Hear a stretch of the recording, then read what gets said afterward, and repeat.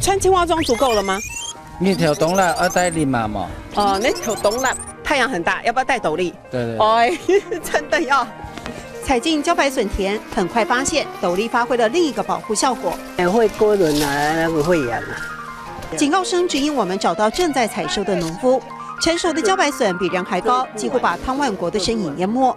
中秋节过后，他每天都得泡在水里和东北季风搏斗。我要自己采，你不采不行，因为明天就老掉了，剥开了，结果会青青，人家都不要。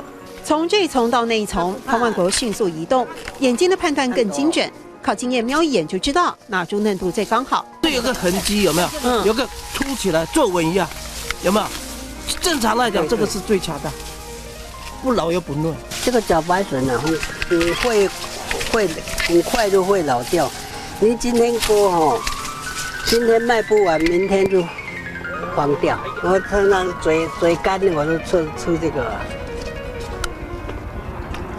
直径超过3根手指宽的茭白笋，口感大概就老了。嫩笋个头小，重量就轻。桃园3坑的茭白笋产量规模又远不及埔里，照价论斤卖不划算。汤万国的儿子因此另辟蹊径，找餐厅直接合作。那我们这个剥完壳都可以卖到100块。水质好，所以种出来茭白笋嫩又甜，它可以红烧3杯。这个是炒咸蛋。还有豆酥茭白笋或茭白笋搭配松板猪，各种创意做法都还尝得出茭白笋的鲜嫩。进餐厅不卖市场，让3坑茭白笋好比隐藏版美食，美味得特地寻找。叶孝仪特产龙潭除了有东方美人茶，还有3坑的茭白笋。农民希望他们种出了好的品质，也能打响在地品牌。逆條東辣，愛帶獵麻木。逆條東辣，愛帶獵麻木。